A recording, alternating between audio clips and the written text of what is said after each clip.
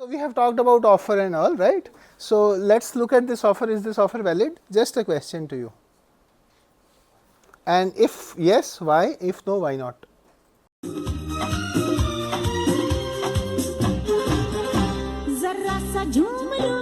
अरे ना रे ना रे ना जरा सा घूम लूं मैं अरे ना रे ना रे ना आ तुझे चूम लूं मैं अरे ना रे बाबा ना मैं चली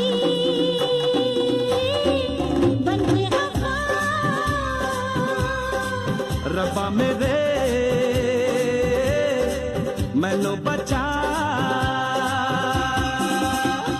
Is this offer valid? How many say yes? How many say no? How many say yes? All the yeses? And how many say no? Okay. And why is the offer not valid? She is not? Why she is not competent?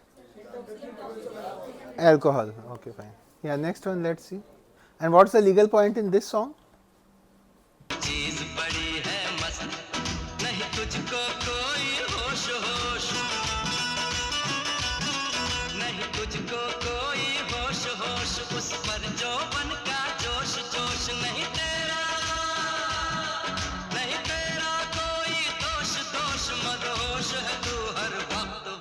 The legal point is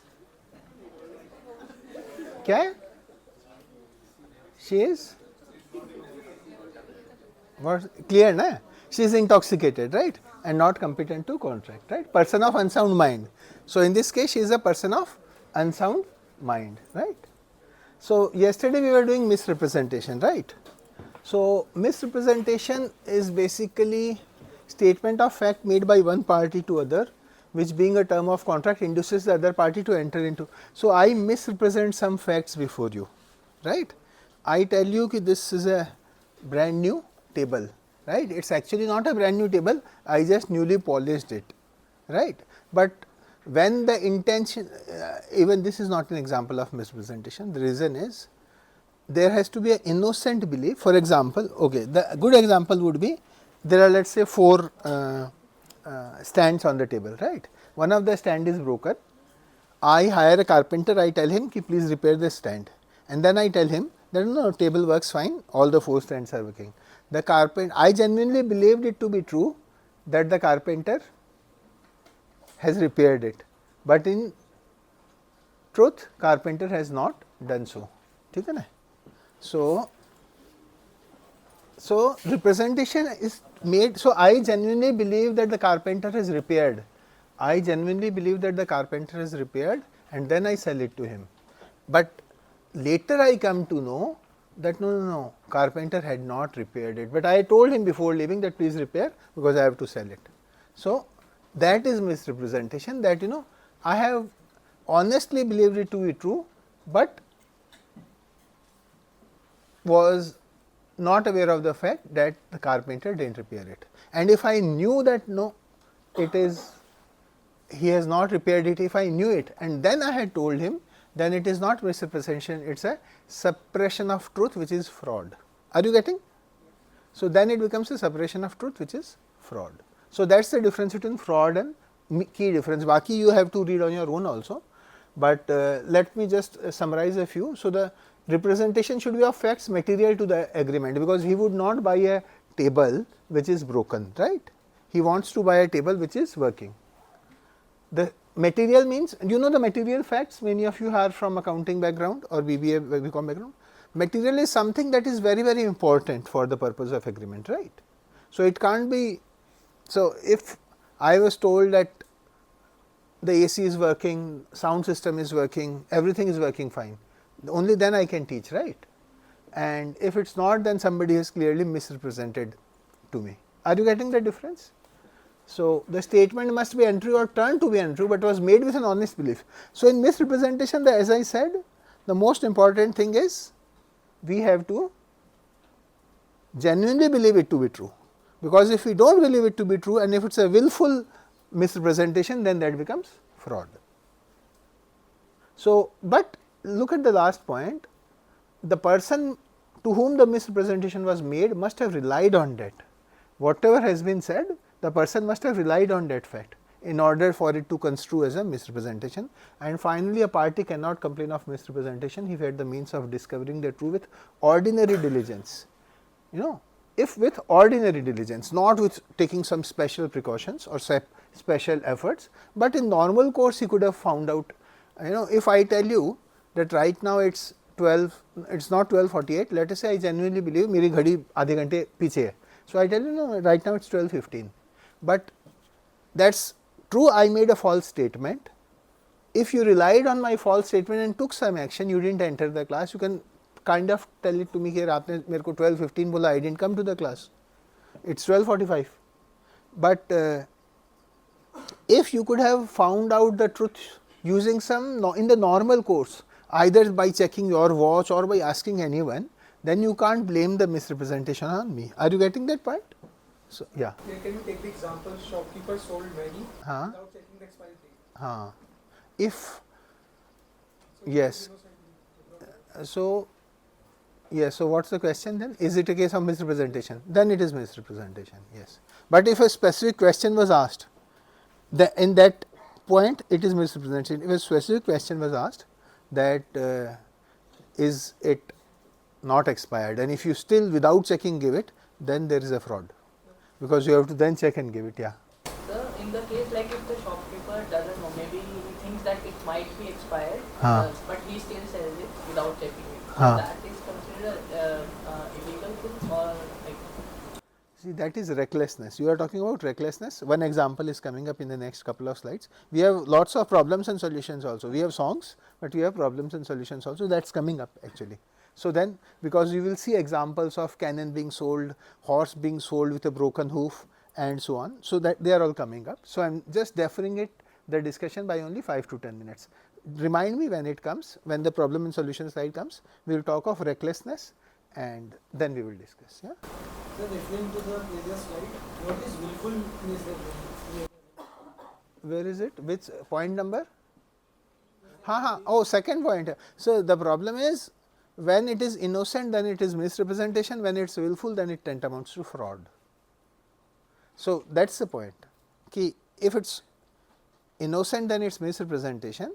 If it's willful, then it becomes fraud. Then it's not misrepresentation anymore. That was the point. That willful is coming up in the next slide as fraud. Yeah, let's look at another example of misrepresentation. It's actually a mixed example. Yeah, it's a mixed example. मेरे दादा परदादा लड़ाकू थे, और इसके खानदान में तो शूरवीरों का खून दौड़ रहा है। हाँ, इसलिए मेरी जगह ये लड़ेगा। मैं कैसे लड़ सकता हूँ? क्यों? तुम शूरवीर नहीं हो? मैं हूँ, लेकिन मैं नहीं लड़ रहा हूँ। मैं इसके साथ नहीं लड़ सकता। तो ठीक है, शीतल के साथ लड़। शीतल, अभी पता चलेगा।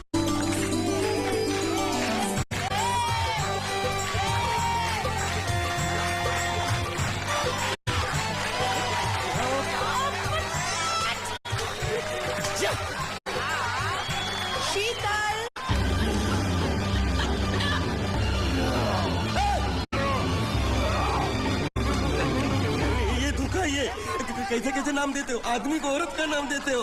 सरासर ना इंसाफी। मैं नहीं लड़ूंगा इसके साथ। So you got the point. So it was falsely misrepresented that he has to fight with Sheetal, and the misrepresentation was he thought ki it's a girl. He was ready and willing to fight the girl, and unfortunately it turned out to be a wrestler, right? And there are multiple things happening actually. In this case, we have an example of misrepresentation, fraud, some mistake also is there which is coming up, but I thought कि misrepresentation में दिखा देते हैं. Yeah. So fraud, the line between misrepresentation and fraud is kind of thin, but the moment the intention is to defraud, the moment the intention is willful, do you remember mens rea, guilty mind, day one? The moment there is mens rea, guilty mind, it becomes a fraud. You had intention to deceive the person. In misrepresentation, that intention is missing, right? So that's the difference. Fraud means and includes one, look at the 4 points, 5 points. Suggestion as to a fact which is not true. So giving false suggestion. So you tell somebody something that's this is the case, but it is unfortunately not true. Active concealment of a fact by one having knowledge. So, you actively or suppress the truth, you actively conceal the truth or hide the truth. First is to give a false suggestion, second is to give a hide the truth or conceal or suppress the truth. Promise made without any intention of performing it. I will give you 1 lakh rupees if you sell this to me. I took your stuff, I did not pay you 1 lakh, there was no intention to pay. Any other act fitted to deceive, there must be genuine intention to deceive. Any act or omission, as the law specifically declares, there are lots of cases in different laws which says this is fraud, tantamounts to fraud. So, all such acts and omissions are all fraud, you know. So, let's look at one example of fraud and then we will look at a few business examples. भाऊजी जी साहब 50 समोसे देना। कौन सा दूं साहब? मीठा समोसा, आलू समोसा, कीमा बस समोसा? बस बस बस 50 आलू समोसे बांध दीजिए। जी साहब। पैकेट जरा अच्छा बनाना। ठीक साहब। ये लीजिए पैसे, मैं अभी आता ठीक साहब। ये रहे हो पूरे 52,000 के। ये अच्छी है। एक काम कीजिए। हाँ बोलो भाइयों। ये लीजिए 2000 और अपना आदमी साथ भेज दीजिए, बाकी के पैसे मैं दे देता हूँ। ठीक है। सुन शंकर। जी पिताजी। जरा साहब के साथ जा और 50,000 ले आ। समोसा लेके जा। ओ बाबूजी, मेरा 50 का पैकेट रेडी है? हाँ रेडी है साहब। जाओ शंकर ले लो। अच्छा चंगा बाबूजी। अच्छा जी। पैकेट देना भाई। ये लो गर्मा गर्म समोसे पूरे 50 हैं। समोसे 50? अरे समोसे नहीं चाहिए, पूरे 50,000 रुपए चाहिए। सुबह सुबह भांग खाई है क्या? 100 रुपए के समोसे लेने आया, 50,000 रुपए चाहिए। चल दफा हो जा यहाँ से। अरे लुट गया। So, there was a willful intention to deceive, willful intention to deceive. Are we clear? And deliberately misrepresenting कि 50 samosas to be like 50,000 as if कि 50 का पैकेट ले लो, right? So, the person thought it's 50,000 rupees, samosa wala knows it's 50 samosas, but both of them don't know the truth. Are you getting it? So, there was a clear fraud, this is fraud, clear intention to deceive the other party without intending to perform the terms of the agreement, right. So, what are the elements of fraud? False and willful misrepresentation, perpetration of representation, perpetrator, you have to do it, perpetrate the crime, like perpetrate. Intention to deceive, representation must relate to some fact, right, 50. Active concealment of facts, you have deliberately not told him कि you are giving him 50 samosas rather than 50,000. Promise made without intent, so he had no intention of performing the act, right. Promise made without any intention of performing it. Representation must have actually deceived the other party. So, this we will see some business examples where we see that the other party has been genuinely deceived. Any other act fitted to deceive means intended to deceive. Any act or omission that the law specifically declares as void. So, you will see in the next session we will talk of void agreements, which you will see in the next session, yeah. And the party who has been misled must have suffered some loss. So, these are the elements of fraud, and when these elements are present it becomes a fraud. The key differences are willful versus non-willful. Second is silence may amount to fraud when the contracts require you to disclose. For example, in an insurance contract, silence, you are supposed to disclose the health of the patient or the subject matter that is being insured, right. If you do not disclose the health of the patient is suffering from cancer, let us say, and you do not disclose to the insurance company and then you claim, then they will not pay you on the ground that you have concealed the facts. Are you getting it? That you have concealed the fact of cancer. So, that is a fraud actually, right, but silence can never be presumed as an act of misrepresentation. The remedies available in fraud, you can, of course, in both the cases you can make the contract is voidable. In all 5 cases the contracts are voidable, but in case, so you can rescind the contract, you can cancel the contract. The person who has suffered from the aggrieved person can cancel the contract or rescind the contract, and in case of fraud you can also claim damages. In misrepresentation you can't claim damages, but in fraud you can also claim damages. So, now let us come to mistake. You remember what were the 5 elements? 5 elements for free consent, like consent is deemed to be free. We said consent is deemed to be free if it is not affected by any of the 5 elements. What were the 5 elements? First was coercion, second undue influence, third misrepresentation, fourth fraud, and fifth mistake, right. So, in terms of mistake, it may be defined as an erroneous belief or misunderstanding of the contracting parties concerning the law or facts about the contract. So, mistake, there are 2 types of mistakes broadly. We can say unilateral mistake and bilateral mistake, that is for mistake of fact. Mistake of fact can be classified under unilateral or bilateral, where some fact has been misunderstood or mistakenly communicated. Second is a mistake of law. What is mistake of law? You did not understand the provisions of law of that country. You did not understand the provisions of law of that country. So, mistake of fact and mistake of law, 2 types, and within mistake of fact we will have unilateral and bilateral mistake. Are you clear? 2 types of mistake, fact and law, and within fact again 2 subtypes. Unilateral means only one party has misunderstood something, and bilateral where both the parties are at mistake, right, where both the parties are at mistake.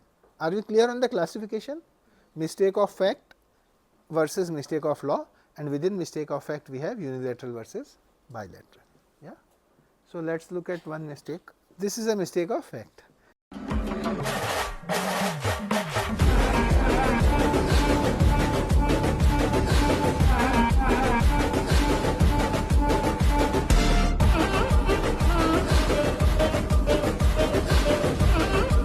So, he misunderstood who is the patient, right? Huh? What is the remedy available in bilateral mistake? The contract will exist or not? In all 5 cases of where free consent is missing, it is voidable at the instance of the aggrieved party. In bilateral, since both are a mistake, then there is no contract. But if there is a unilateral mistake, it is the aggrieved party who has suffered the consequence of lack of free consent. So, what was free consent? Means meeting of minds. You must genuinely believe it to be true. You know, I tell him I am selling my horse to you for 5,000. So, I have multiple horses. I had in mind white horse. He thought I am selling him the black horse. So, there was no meeting of mind. Are you getting that point? When I am telling him I am selling you, I am selling you my horse, and I thought we are talking about white horse, but he thought I am talking about black horse. And so, there was no meeting of minds. So, there was no consent. Are you getting it? So, if there is no meeting of mind, there is no consent, and even if there is meeting of mind, but if any person has done, if it is suffering from any of the 5 elements that we discussed, then still the consent is not said to be free. Those 5 elements are coercion, next undue influence, fraud, misrepresentation, mistake. Yeah. What is the mistake here, or is there a mistake here?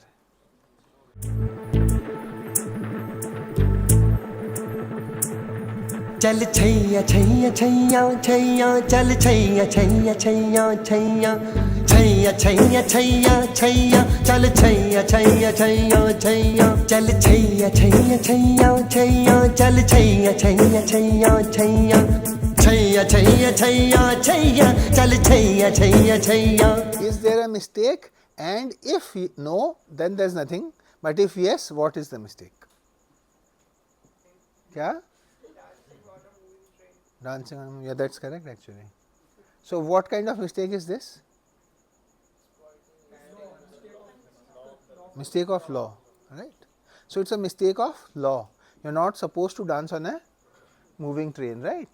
You are not even supposed to board a moving train, like not board as in go on the top of a train.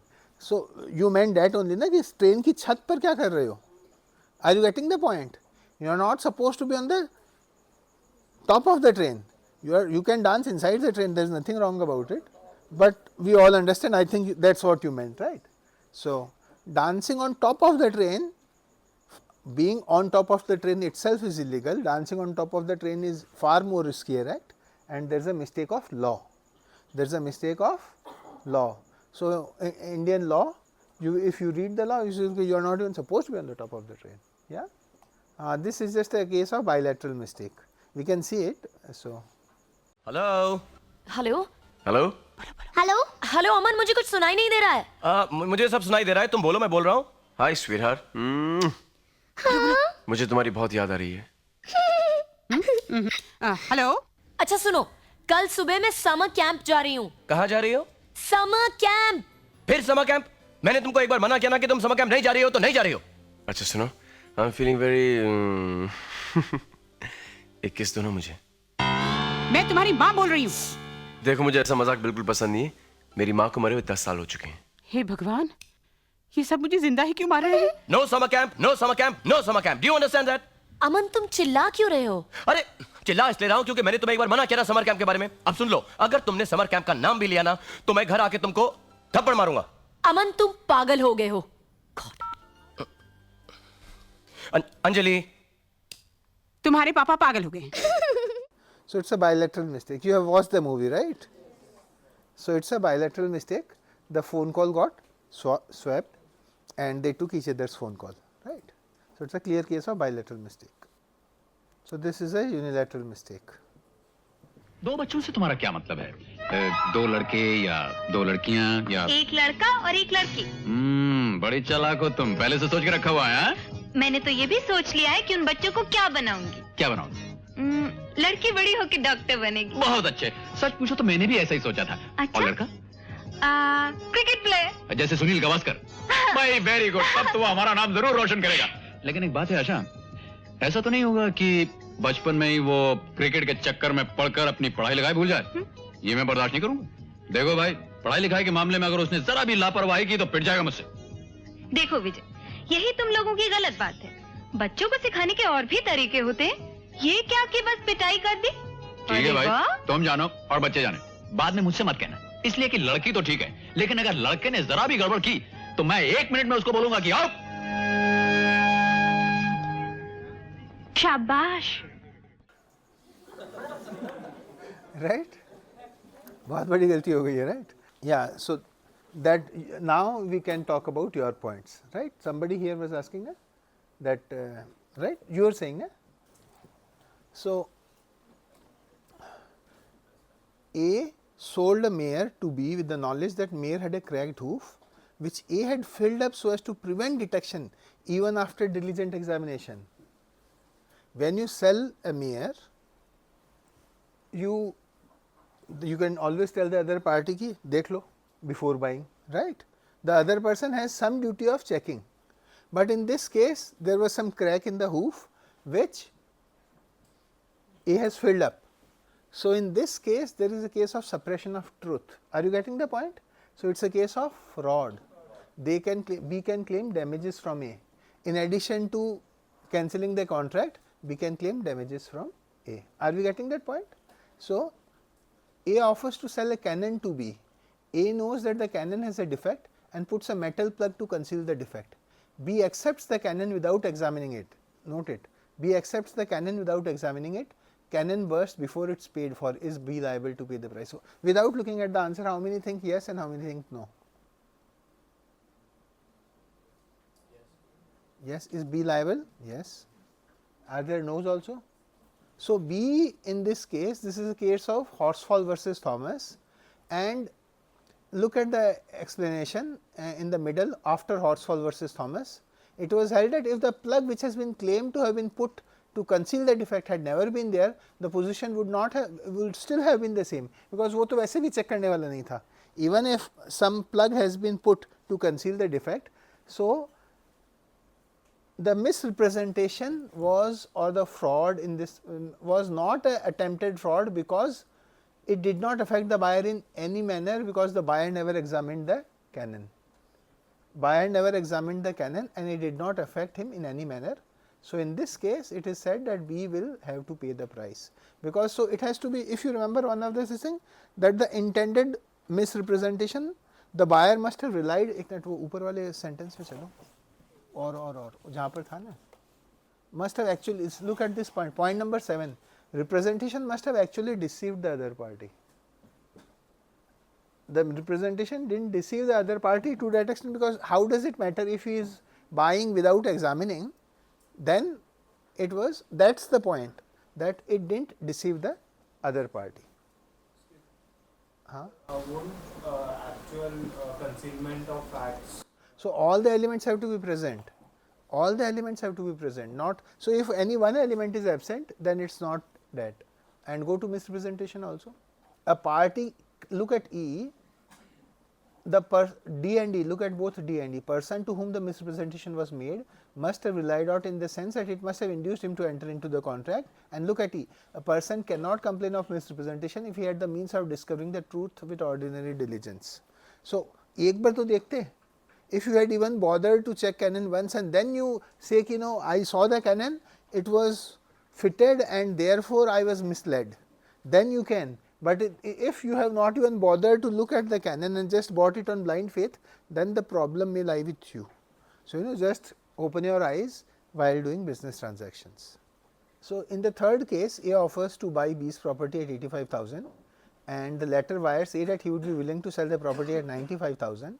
Telegraph clerk at A's end basically, you know, made a mistake of typo. There was a typing mistake of 95, he said 95, clerk wrote 85, the telegraph clerk, but he dictated 95 only. So, it was held that it is not a valid contract because of presence of mistake, right. There was a mistake of fact, and because of the mistake of fact, it is not a, there is no free consent, and therefore, it is voidable. He can still sell at 85,000 if he so wishes. He can still sell at 85,000 if he so wishes, but since he intended to sell it for 95,000, and in the good old days there used to be a telegram system, I do not know if you have heard of it, but in the telegram you have to go to a post office, you dictate a few words and then it is sent as an urgent message, and they used to charge special amounts, like, you know. So, these days nobody uses telegram because we have phone and emails and WhatsApp and everything. Okay. Look at question number 4, it is a very good question. Question number 4, C. So, the question is, C with the intention of inducing D to enter into a contract with him makes a statement to D which is untrue and thereby induces D to enter into the contract. Yeah. So, C makes a untrue statement to D which induces D to enter into a contract. We are all clear. Now, there are 4 cases. What are D's rights if the statement is made by C? There are 4 cases. Look at the 4 cases. First case is, if C knowingly made the statement knowing that it was untrue, that is case 1. Second case is recklessly without caring to know whether it was true or false, your case. I said like it is coming up. So, since let us look at all the cases rather than any one case, right. So, first case is knowingly, second case is recklessly without checking whether it is true or false. Third is in good faith, genuinely believing it to be true, but negligently. And fourth is in good faith and without negligence. In good faith and without, good faith means in, like, you know, good faith, right, like faith but good faith, like I genuinely believe it to be true. So, that is called, and I do something without any bad intention at all. So, that is good faith. So, there are 4 scenarios. What are the 4 scenarios? First is knowingly that it is untrue, he makes a statement knowingly that it is untrue. Second, recklessly without caring to know whether it is true or false. Third is in good faith but negligently. Fourth is in good faith but without any negligence. So, what is the answer? So, in those 4 cases what will happen, right? These are 4 possible cases. So, in 4 possible cases what will happen is, in the first 2 cases when an untrue statement is made either knowingly or recklessly, there has been a fraud and D can only rescind the contract, but he can also claim damages. So, that answers your question, right. So, in the first 2 cases it is a case of fraud knowingly or recklessly, right. And in the third case and the fourth case, last 2 situations, where the wrong statement is made in good faith innocently, then D can rescind the contract as a case of misrepresentation, but he cannot claim damages.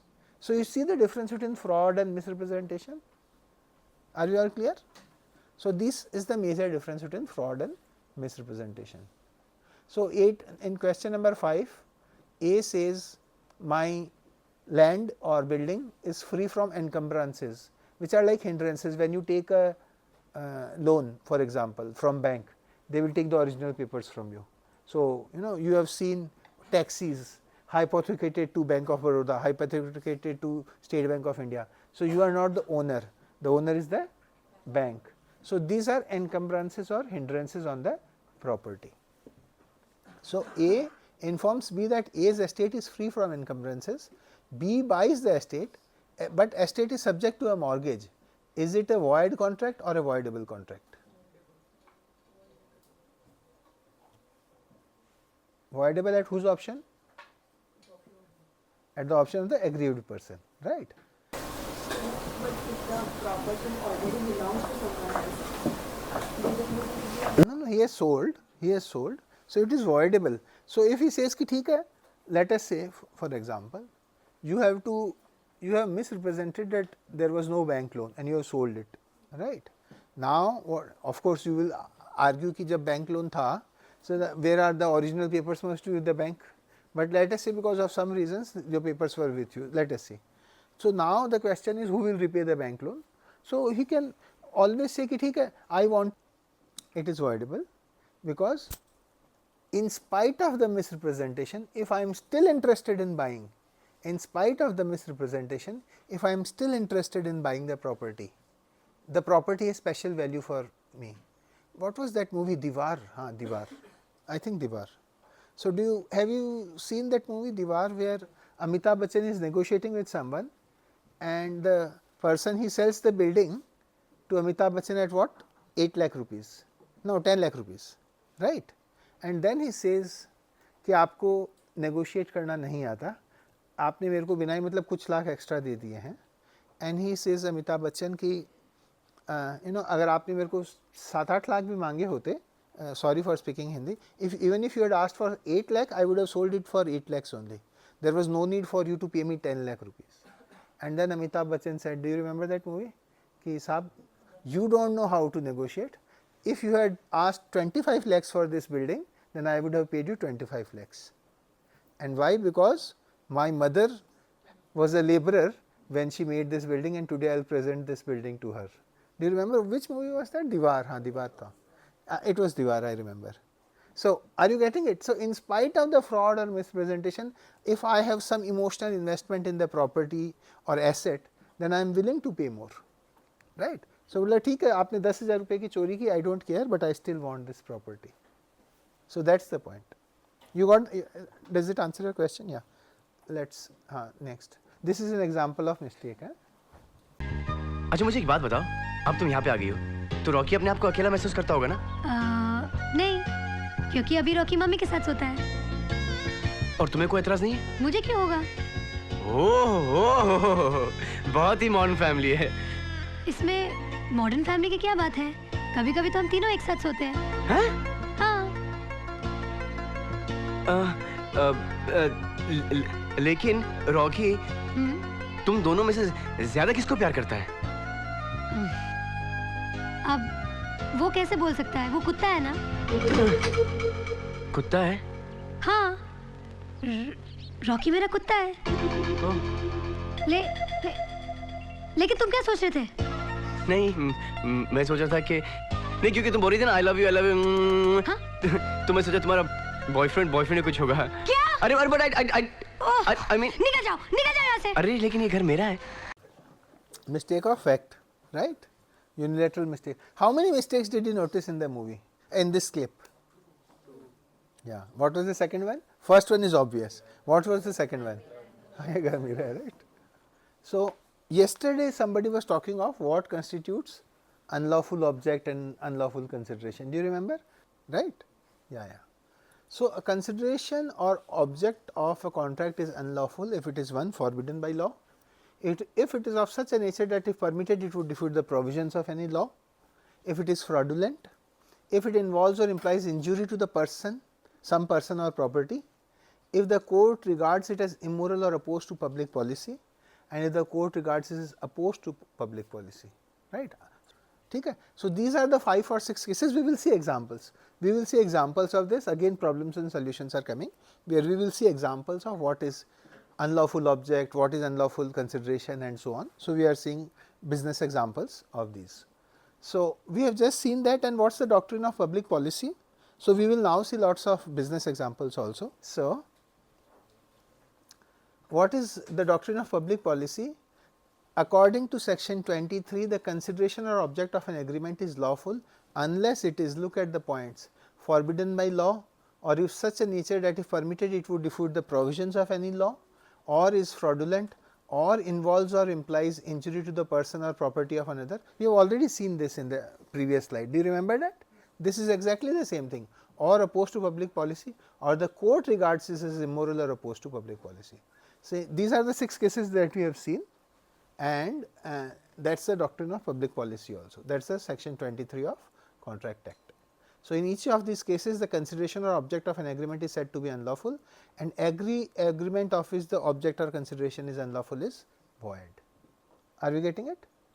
And we now we know what is unlawful agreement and unlawful object and unlawful consideration, right?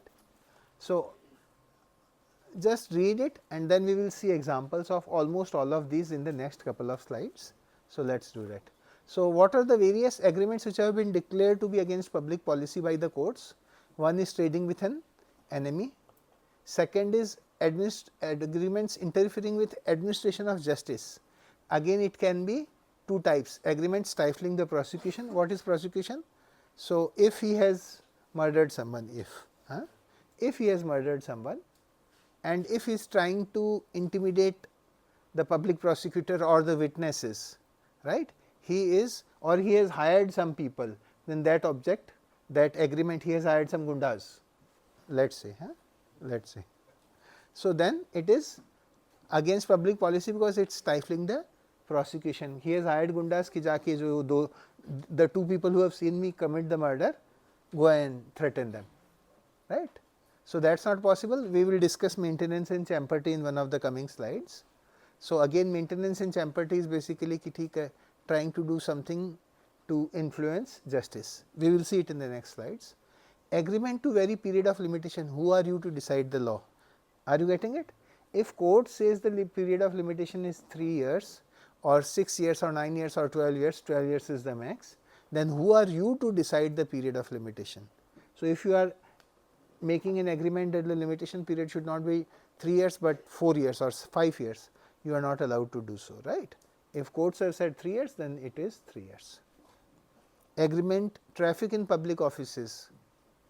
You can't sell ki theek hai, I will make you give me 1 crore, I know the home minister, let us say, you give me, I will make you give me 10 crores, 1 crore mein kya hota hai aajkal, right. So give me 10 crores, I will make you the vice chancellor of this university. Give me 10 crores, I will ensure that you get a Padma Shri title, you know. So trafficking in public offices or in such awards is not allowed. Agreements creating interest opposed to duty, we will see. Agreements restraining personal freedom, again examples are coming up. You can't restrain fundamental rights. Agreements interfering with parental rights and duties, agreements interfering with marital status, and agreements of marriage brokerage. We will see examples are coming up. So these are kind of self explanatory, but let us see the examples. So what is the immoral agreements in Uphill versus Wright?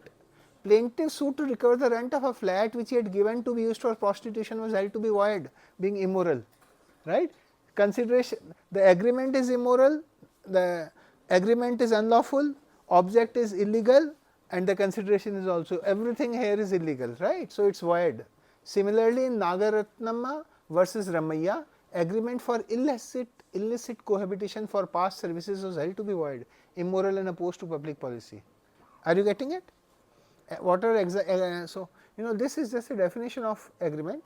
So in the last 4 lines you will see Lord Truro has defined public policy in multiple cases, where he holds that no subject law can lawfully do that which has a tendency to be injurious to public or against the public good.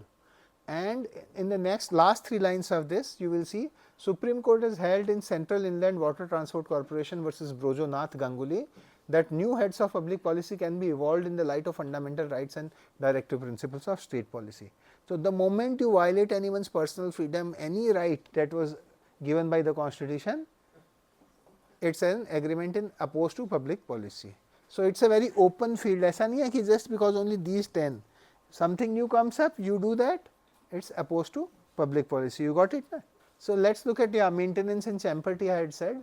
So, maintenance may be defined as an agreement whereby a stranger promises to help another person by money or otherwise in litigation in which the third person holds no legal interest. So, two of you are fighting a legal battle and I am also decided ki yes, let me help you. So, that is maintenance, and that such contracts, I have made a contract with you, right, such contracts are void. Champerty is allowed in India. There are countries where it is not allowed, but in India champerty is allowed. Champerty is an agreement in the form of a bargain whereby a person agrees to assist another in litigation in exchange for a portion of the proceeds of the action. So, but champerty with lawyer is not allowed. You can't tell a lawyer what we discussed yesterday, that if you help me win, I will give you 10, 20, the suit is for 1 crore, I will give you 10 lakh, 10% of the value if you help me win. But let us say I am not a lawyer, then I and he can enter into it, that do not worry, I will help you, I am not a lawyer, yeah, I will help you, and he says okay 90 lakhs mere, 10 lakhs tere. I said fine. Are you getting that? So, in private capacity, not being a lawyer or a public officer, one can do it. In private capacity, I will help you, I will get you witnesses, I know these two guys had seen it, you do not know who they are, I said I know where our witnesses live, I will bring the witnesses to you. So, that is allowed, that is champerty. So, what are the cases? Courts will not enforce an agreement which is extortionate and unconscionable, like it should not be too much, I can't say ki 50-50 crore or 70-30 crore or 90-10 crore. So, a reasonable money for efforts undertaken is allowed for champerty purposes, but not, it can never be with the lawyer, right. So, an agreement by a client to look at the last line of the first para, an agreement by a client to pay his lawyer according to the result of the case is void, which we have discussed yesterday, right. These are the case laws, Kathu Jairam Gurjar versus Vishwanath Ganesh Javdekar. What is interference with course of justice? Agreement for using improper influence of any kind with judges or officers of a court to bribe witnesses, all such things are, inducing witnesses to give false evidence, delaying execution of a decree, are all opposed to public policy. Clear? Do you understand the terminology is used? Is any term not clear? Clear, right? Clear enough. What is trafficking? Trafficking in public offices, I have already explained that. I will make you the vice chancellor of this university if you give me 10 crore, because I know the home minister, for example. I know the home minister, give me 10 crores, we will give you Padma Shri. So, these are trafficking in public offices and titles. Marriage brokerage agreement, agreements to procure marriages for reward, or agreement to pay money to the parent or guardian of a minor in consideration of his consenting to give the child in marriage are void, right. You might have seen so many movies where they are saying ki iski shadi, this child is actually inheriting 500 crores of wealth, right. So, when she grows up, he says ki let me get my son married to this girl. Are you getting the point?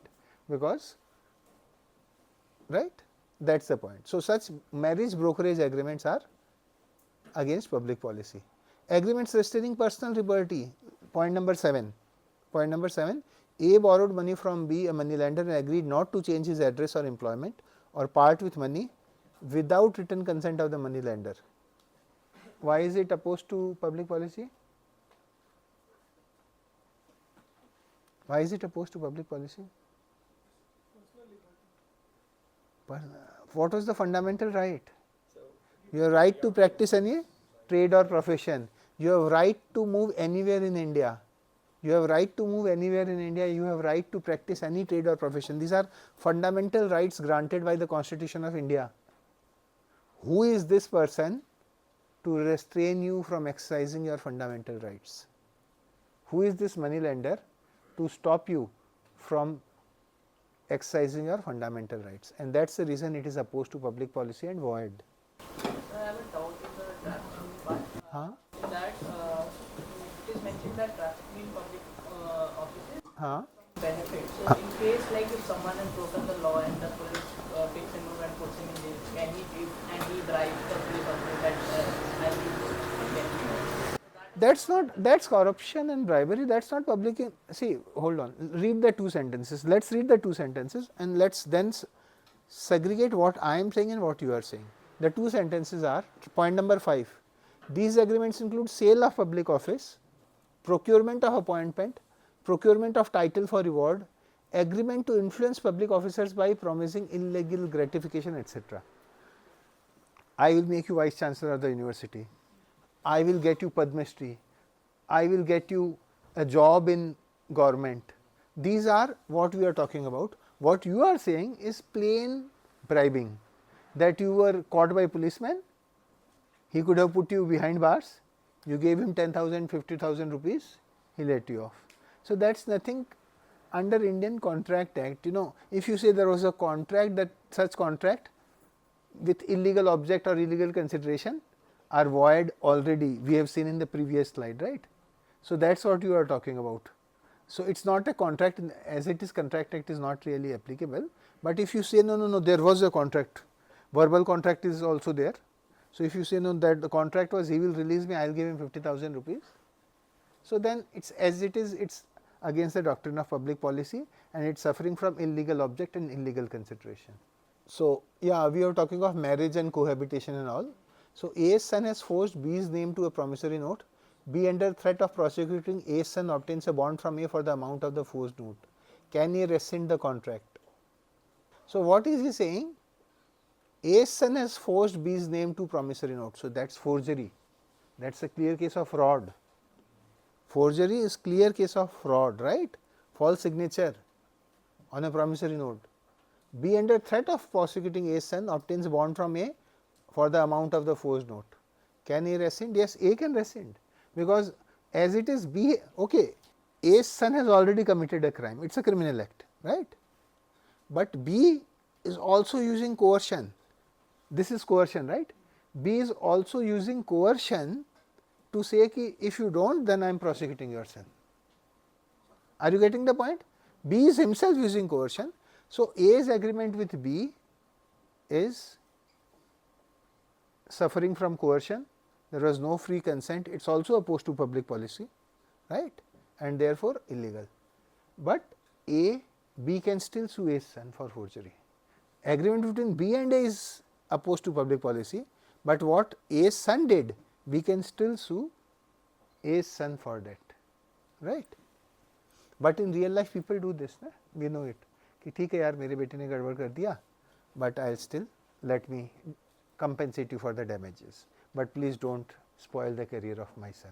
So, that is a separate issue, but the contract per se is void being opposed to public policy. The contract is void being opposed to public policy. Are we clear on that part? A agrees for illicit cohabitation with B. B agrees to pay a monthly allowance in consideration for her services. State whether the agreement is valid. Will it make any difference if the payment is in consideration of services rendered in the past? Will it also make any difference if the payment is in respect of past cohabitation with a married woman with or without the knowledge of her husband? So, illicit answer is there are 3 cases, right. Illicit cohabitation being an immoral act is declared void by section 23 of Contract Act. Therefore, agreement between A and B is unlawful and hence void. But a promise to pay for past cohabitation has been held to be enforceable by the Supreme Court in Nagarathamba versus Kunukuramaya. However, a promise to pay for past cohabitation for the purpose of securing the continuance thereof shall not be enforceable, right. So, per se the agreement is void, per se the agreement is void clearly, right. Are you clear on that part? The first topic is clear, but Supreme Court has held in the case of promise to pay for past cohabitation has been held to be enforceable. You have lived with me in the past, I pay you something. So, that promise is past voluntary services. You can say it was immoral and therefore void, but Supreme Court has said ki theek hai, if somebody has stayed with you in the past, you can pay her, right, in the case of D. Nagarathamba versus Kunukuramaya. And but in the third case, if the promise to pay is also to secure continuing cohabitation, then that is again illegal. Are you getting that? But So, if it is intended to secure continuing rehabilitation, then it is further illegal, right. So, last point number 3, A promises B to drop a prosecution which he has instituted against B for bribery, and B promises to restore the value of the things taken. Is the agreement valid? Again, no, the agreement is not valid. You can make a private agreement. So, it will not be, when we say valid, it means it will not be enforceable in the court of law. You can make such a private agreement, you can in good faith adhere to the terms of that agreement, but it is not legally enforceable. When we say agreement is not valid, we mean the agreement is not legally enforceable. Are we clear on that part? Agreement is not legal. When we say it is not valid, it means private parties can still execute the terms of that agreement with each other's consent, but it is not enforceable in a court of law. So, if you have a dispute, you can't go to a court of law say it is a void agreement, topic closed. So, that is the point.